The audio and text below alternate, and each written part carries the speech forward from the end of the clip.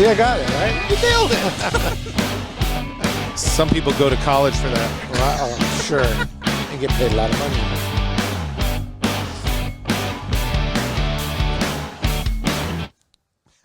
All right. Welcome, everybody, to another episode of Ace on Music. As always, I'm joined by Mark and Sean. Hello, everyone. So, not a lot to delve into the world of music news this week. So I thought I would kick things off by discussing something that I know is kind of special to me. But over the last few years, as a manager, I've been working on a number of box sets for some of the artists I did. Now, box sets have become they've always been around, but as of late, a lot of the labels that deal with what they call catalog items, which is the older material, and they're making it generate revenue, that they discovered that there's a market for every band has this thing like that, what we refer to as super fans, who will basically buy anything that comes out from that artist, and labels have realized that, and so they are creating these incredible collector's box sets for bands, and there's been some amazing ones that have been coming out lately. And I know I've been working on a few of them over the last few years. I have one coming out for Thin Lizzy very soon. There's a Uriah Heep one that's coming out. Yes, I'm looking very forward to that one. We got some Saxon stuff that's in the works. We got The Almighty has got a box set that'll be coming out before the end of the year. And so I thought that what shocked me in going through this process was the amount of work that goes into it. Like literally, it was just a couple of weeks ago that we announced the Uriah Heep box set. Now, understand that this box set covers every studio record they did. It also has a bunch of other material. And the reality is that we have been working, I mean the label and us and the various people involved, for the better part of 2 years to put this together, and it's finally come to fruition. And the logistics behind it are mind-numbing, but it's also a lot of fun because you get almost like a blank palette where you can do, like, you can sit there and think like a fan for a minute and say, like, what would a fan want? What if I was a super fan? Like they did this one, BMG did this one on Keith Richards where you got all of his solo material.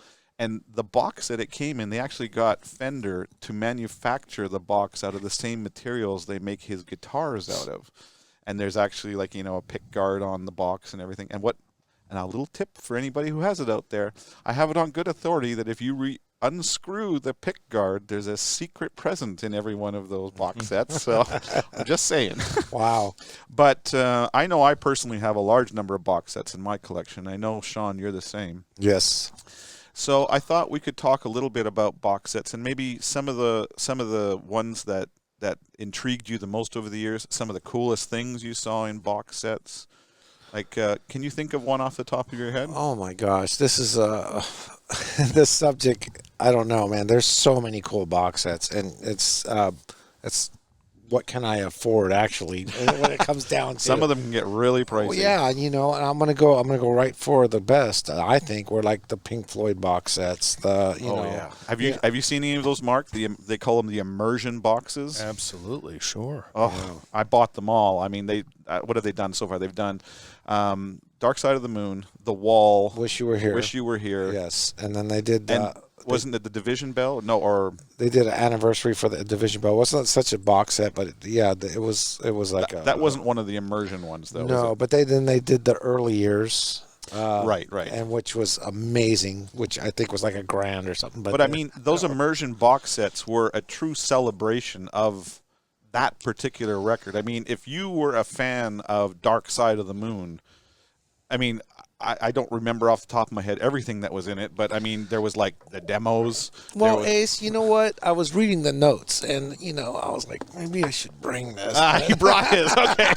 So yeah, I brought one of my favorite box sets. First of all, you get a considerable box with a reimagined version of Storm's artwork on the cover. Now, mind you, I play these things, so it might be out of order, but there's all the content that's in it right there. So it's got 6 discs in it, including the original album remastered, a live version from Wembley. It has 5.1 and quad mixes of the whole thing. It got quad, 5.1, and they got an early mix of the album before it was the final mix. And then there's a DVD with audio-visual material and several of the videos live from '72. There's a Blu-ray, and then there's extra audio tracks of various things. And then that's not even the coolest part. Then you start getting the neat stuff, like coasters. You get a big banner scarf. of it. I think it's a scarf. Scarf, okay.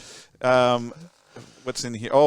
These marble sets. These marbles that were all based on it too, yeah. Yeah. No, this is cool. This is why I brought this, because, just the fact of what we are capable of doing and putting out these box sets and the stuff that's. But to a true fan, this is unbelievable treasure as far as I'm. And see, Sean's even like me. I can never throw these out. These little stickers that are on the outside of the boxes. It's like, okay, anyone in the music industry that's listening to us right now, can you please put these on the inside so we don't have to throw these away? How about you, Mark? What's your experience with box sets? Well, I guess I'm somewhat cynical when it comes to the general box set, because it's sometimes a way it feels like for an artist to resell me the same album I've already purchased. And so my angle is it very much is, absolutely. But when they throw a whole different mix of something that's never been released, that's pretty fun. And that's the point. I think that was the point. That's exactly where I was going, which is I think it's up to the artist to find ways of offering some unbelievable value. And so when I first picked up my first big box set was Springsteen. Right. And still one of the most successful of all time. Well, it apart from the fact that, he had earned the right to, claim that territory, he was iconic in that time. But what made him more iconic in my book were the stories, the stuff between the songs that he would do live, and his ability to tell a story and bring you in and connect with you. And for many of us, the box set was the opportunity to listen to the stories. He didn't ignore this. It was not a live album. It essentially was a story album that had live music with it. Mm-hmm. It was because the live stories were so perfect. And that I guess was my very first one. I've had many box sets through the years, but this day, you actually just brought up something that is worth mentioning here. That box sets fall into different categories too. They do. There are what I call the lazy man's box sets, which are basically, a string of studio albums packaged up in some quick slipcase or something, and they call it a box set.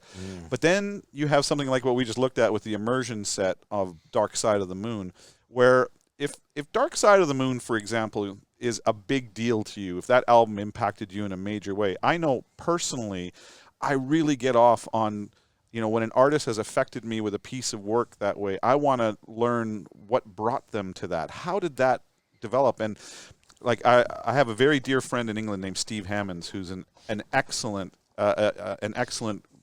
collector of this material for box sets. He's been behind so many of the great box sets, including the Thin Lizzy one and the Almighty one that we're doing right now. But he's done so many, and he's a fan first, and so he gets it. And for example, he put together this box set a while ago on one of my favorite albums from a band called Simple Minds called New Gold Dream. And this box set was entirely on the one record, just like the Dark Side of the Moon one was. And in here you have a disc with the original demos, and then you have, with this guy's mix or that guy's mix. Right. And you really see the evolution of where that final product that affected you in such a tremendous way was born. And when you hear the original demos for Dark Side of the Moon, you kind of go, oh, well, that's okay. But, obviously it took that producer right. and them honing it and looking at it a different way to develop into what it was. But that doesn't make it any less interesting, because I know that in some cases I listened to some of those earlier demos, and I go, wow, Right. what if they had taken that song in that direction, you know? No, and you know what's interesting too is like when you talk about box sets, like how much it's changed, right? Like when box sets originally first came out, they were pretty much the whole catalog.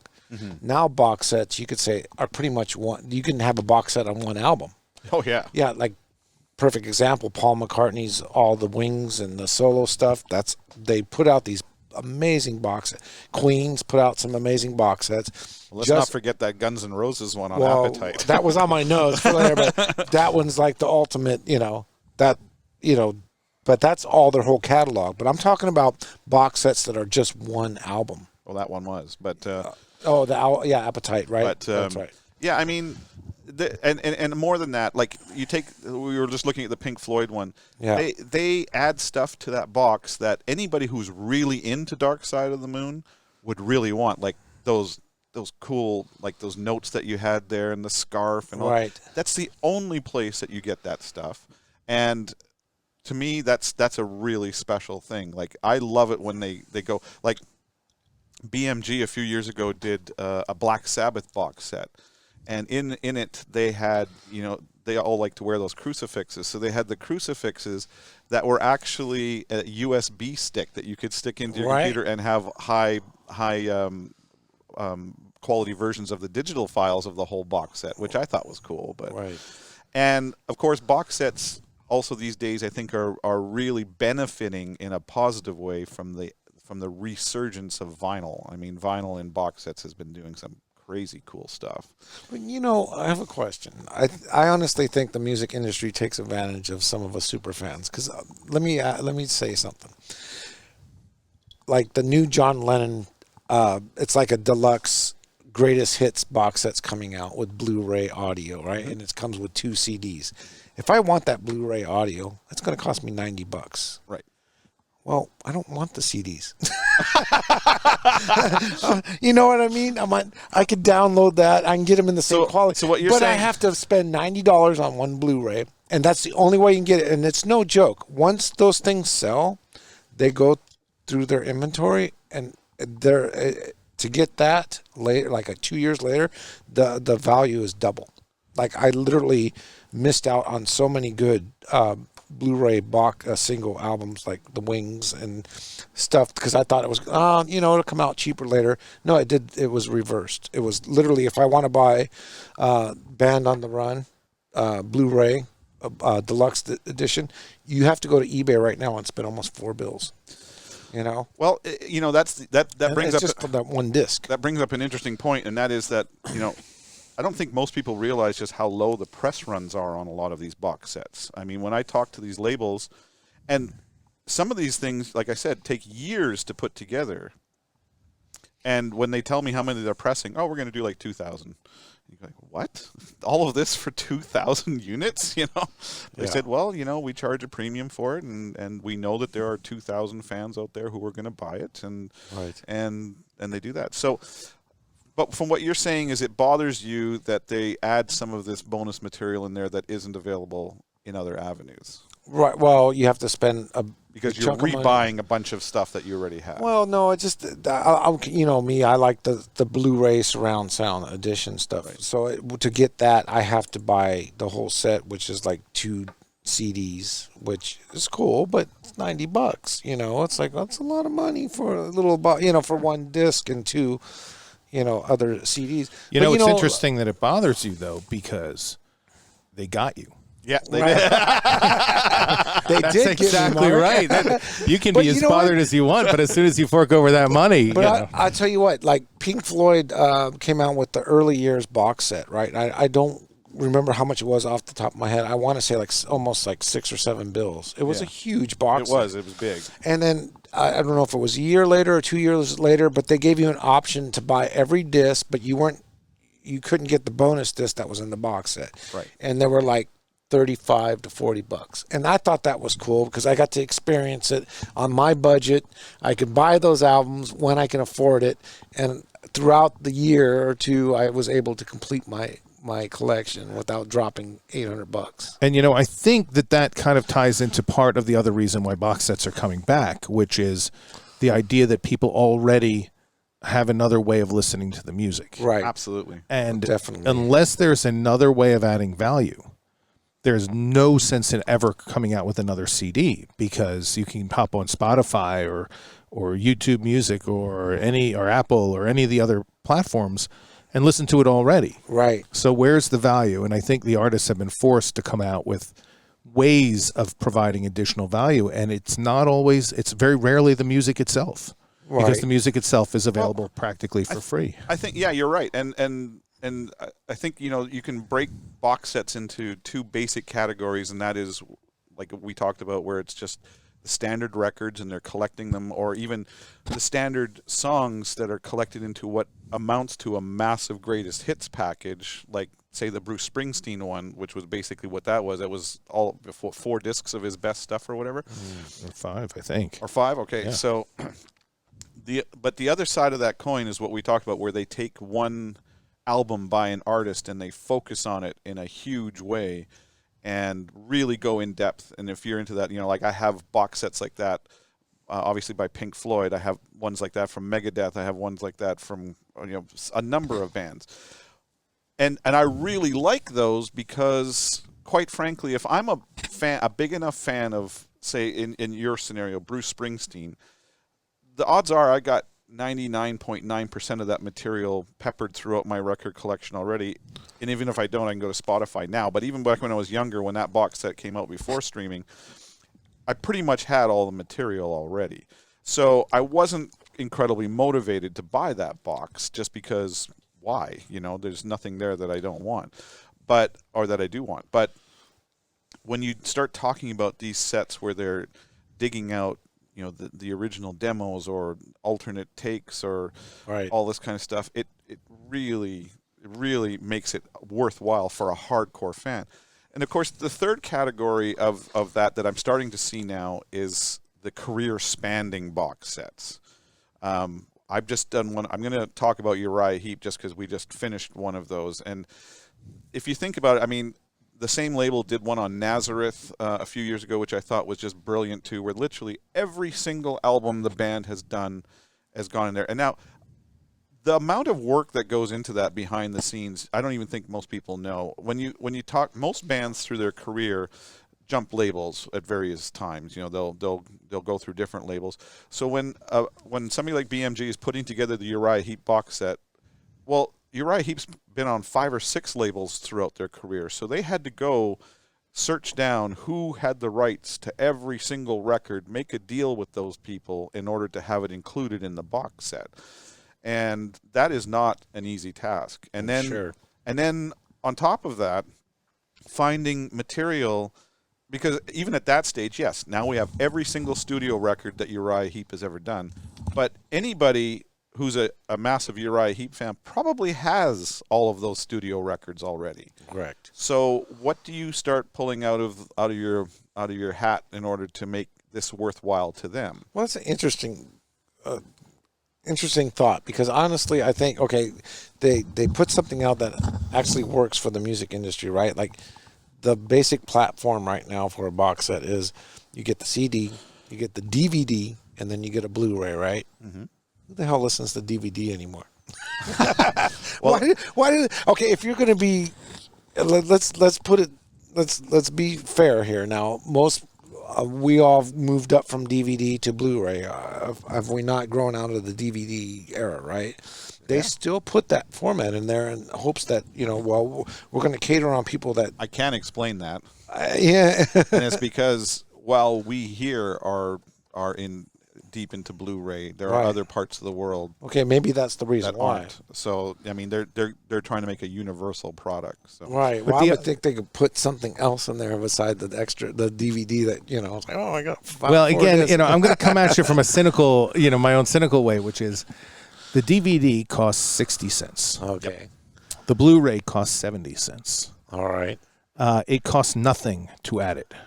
Okay. And the perceived value is way higher than that. And I do want to get back to this kind of idea that the music itself has less value now. You already have access to it. And so some of these box sets, in particular the live box sets. And Nace, you and I have had the opportunity to talk about some of these over time.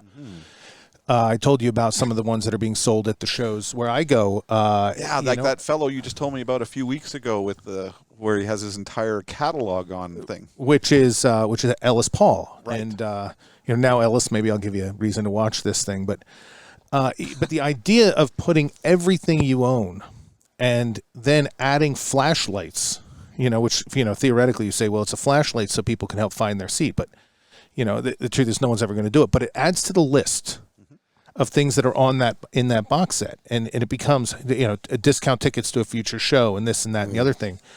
And part of it is a reaction, I think. Well, no, I know, to the fact that people are not going to the show and buying CDs, and that you need a product that adds value, and so you can start to bring people back in. And yeah, it's at a higher price tag, but you're replacing a lot of low price tags.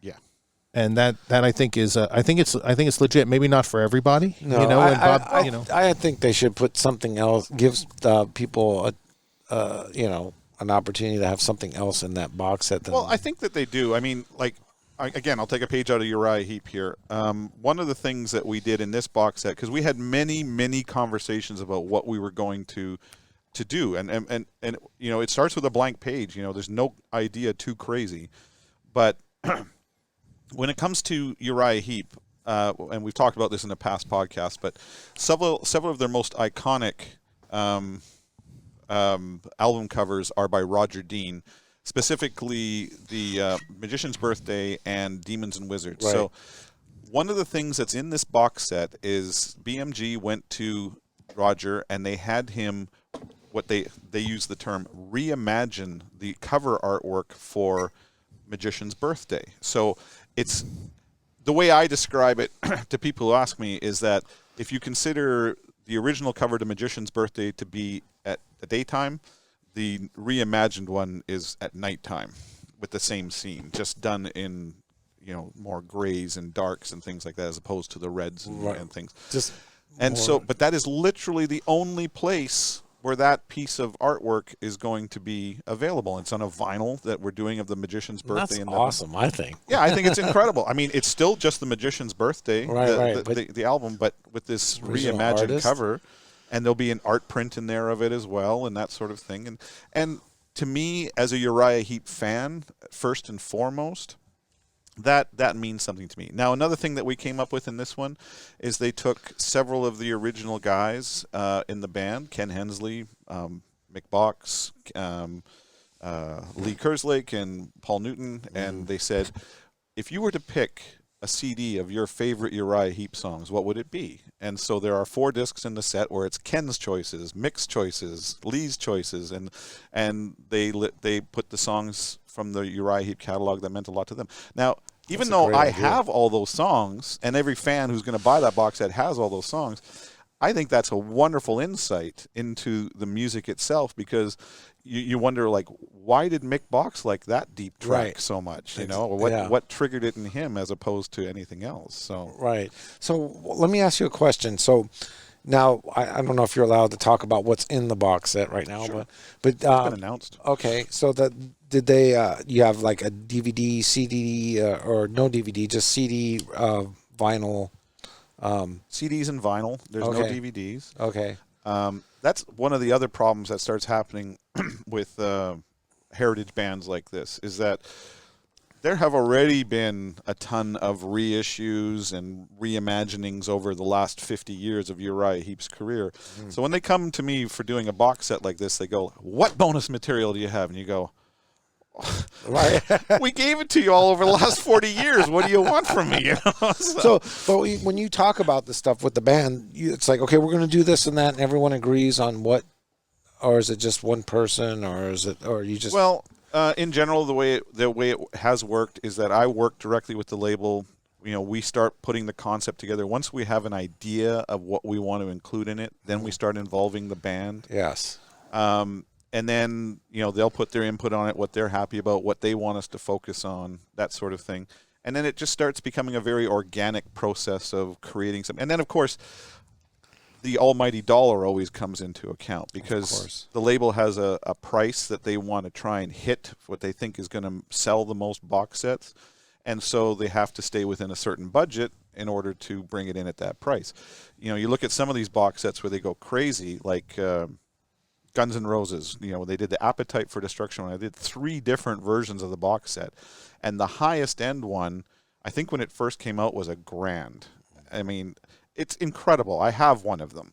And it comes in a box, a wooden box that's got leather around it. It has these doors that open in the front, and it's got. I've seen it. You open it, it's like, oh, the light comes out. No, I'm just kidding. And there's drawers with all kinds of. Oh, I mean, cool. I could spend an hour just talking about that box set, but it is on one record that is entirely on Appetite for Destruction, and they have literally pulled every.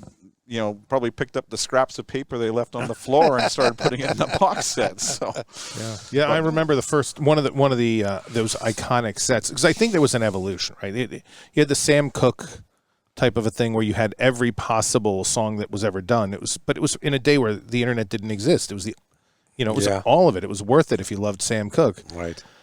And then you had that sort of a Springsteen kind of a world where you had something new to offer. And I think the best example of that is actually, even though Springsteen also has one of them, was actually the Basement Tapes by Dylan.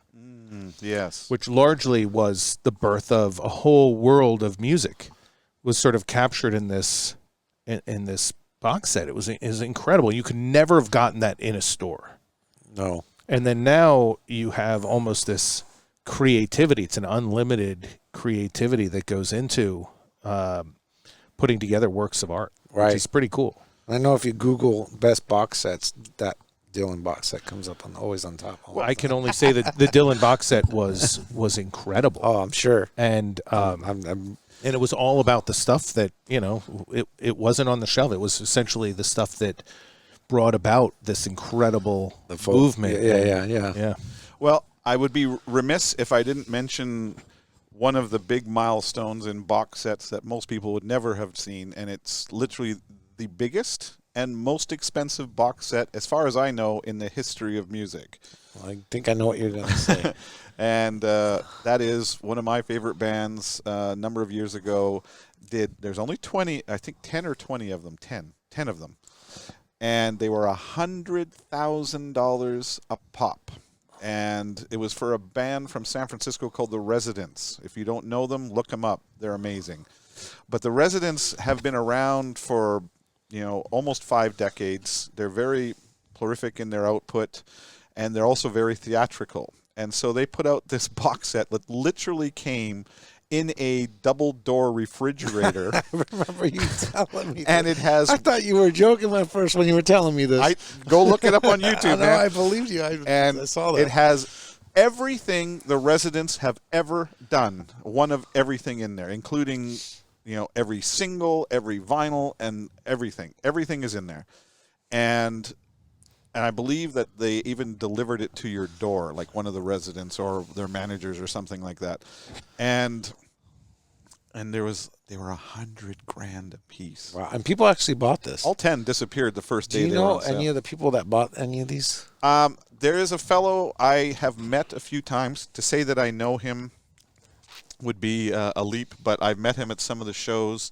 He's a massive collector from Texas, and Kimba, I think was his screen name. And I understood that he bought one. I'm going to guess that the guy who took over Microsoft after Bill Gates, what's his name, Paul, anyway, the guy who was second in command at Microsoft, okay. He's a massive music fan, and that when the Residents went on tour for one of their records, he was contacting me, so are you going to go on tour for this? And they said, well, we just can't afford it. And he underwrote the whole tour out of his own pocket just because he wanted to see the Residents play live. I'm going to guess that he probably bought one. As he going over to his house, hey, can I grab a beer? Yeah, go ahead. Oh, that's the wrong fridge. That's my Resident stuff. You got to go over there. But anyway, that's awesome. If any of you want to write to us at acetalksmusic@gmail.com, tell us about your favorite box sets, or even your least favorite box sets. What ones you got that you didn't like what you got, or what you thought could have been done better. We would love to hear from you. So In the meantime, I would like to thank Mark and Sean for joining me on this week's show, and to thank all of you for supporting the show. Remember to like, subscribe. We're on Facebook, all that wonderful stuff. And remember, we now have our new special show for Patreon supporters called Ace on Music After Hours, and that you can only see that additional content by going to the Patreon thing and supporting the show that way. Until next week, thanks everybody for your support. Talk to you next time. Cheers. Cheers. That was cool.